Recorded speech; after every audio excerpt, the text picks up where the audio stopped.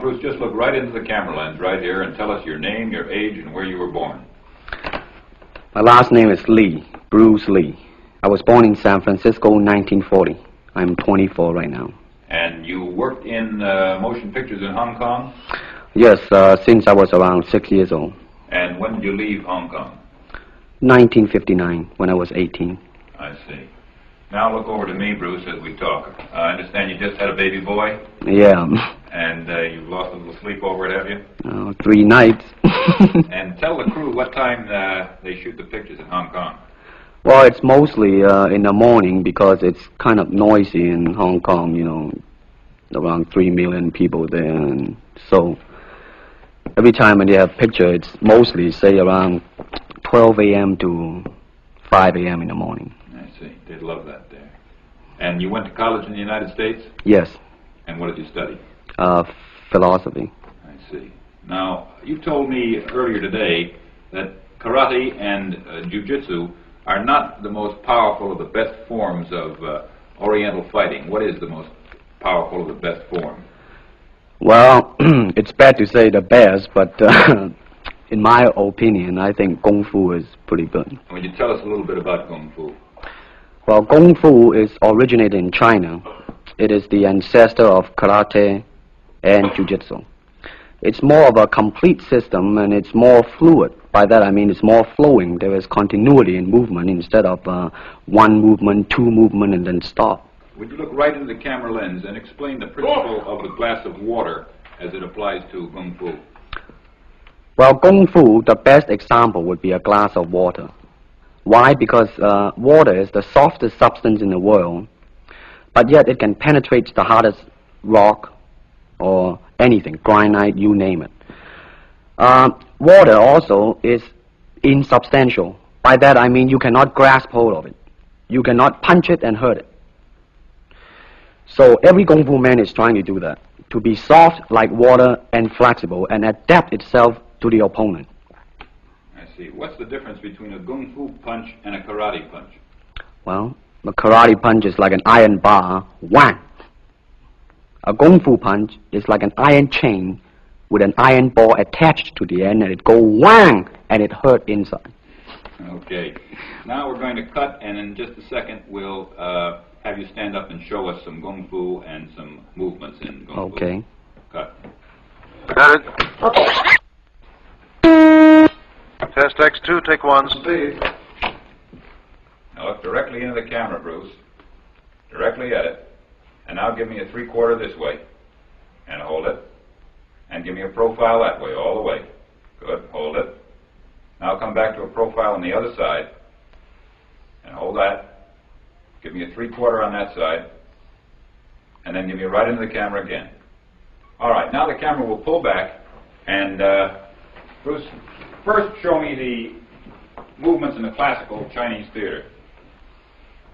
Classical Chinese Well, theater. you know what we talked about in the office. How they walk and how they start to move. Well, in Chinese opera, they have the warrior and then the scholar. The way the warrior walk will be something like this. Walking this way, straight, come out, bend, straight, and then walk out again. An ordinary scholar would be just like a female, a weakling, 90 pounds in Child Atlas. You'll be just walking, you know, like a girl, real, shoulder up and everything. So by the way they walk, you can immediately tell who they are. Right, what character they represent. Now, show us some Kung Fu movements. Well, it is hard to show it alone, but I will try to do my best. All right, maybe one of the fellows will walk in. You want to walk Yeah, in? it would be... Go ahead. Go ahead. Go ahead. Come on, lady. Okay. Although accidents do happen, but, you know... There are various kind of strike. It depends on where you hit and what weapon you will be using. To the eyes, you would use fingers. Don't worry. To the eyes. Or straight at the face. From the waist, everything on. Hold it just a minute. Let's move this gentleman around this way so you're doing it more into the camera. Okay, swell. And then there is band arm strike using the waist again into a back fist. And let's have the assistant director back up just a ways. Okay, go ahead. Continue. And then, of course, Kung Fu is very sneaky. You know, the Chinese, they always hit low. From high, go back to the groin. Don't worry. Now turn around the other way, would you, Bruce? Oh, okay. Yeah. And, Would you want him? Yes. These are just natural reactions. That's Right. That is right. natural. Right into the camera. Cheat into the camera a little bit and show this again. All right. Go ahead. There is the finger jab. There is the punch. There is the back fist and then low. Of course, then they use leg straight at the groin or come up. Or, if I can back up a little bit, they start back from here and then come back. All right. It's kind of worried. He has nothing to worry about. Now, No. once again, show us how a good Kung Fu man would very coolly handle it and walk away, rather than get involved in a series of actions. Cut it. Sound. Okay.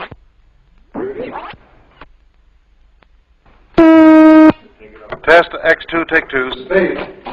Now, Bruce, so that we can clearly see what you're doing this time, we'll face the fact that there's nobody there. Show me now the difference between jiu-jitsu, which is long and involved, and Kung Fu, which is very quick if you have an opponent. All right, for instance, you will read it in a book, in a magazine and everything, that when somebody grab you, you will first do this, and then this, and then, thousands of steps before you do a single thing. Of course, these kind of magazine would teach you to be feared by your enemies and admired by your friends and everything. See?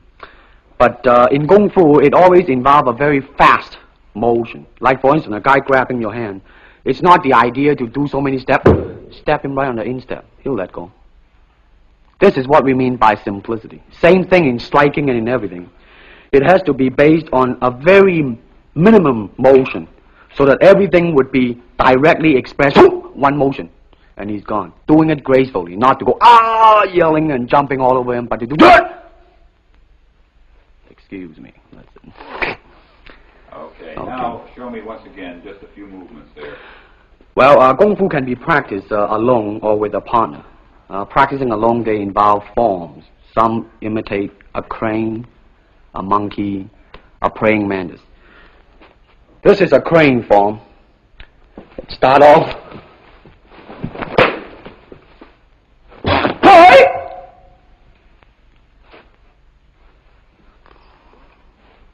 This is one of the movement involved.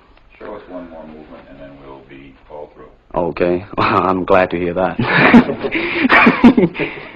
They have the tiger that start like a tiger, using claw to claw the face, or the beak of the crane to the eyes move.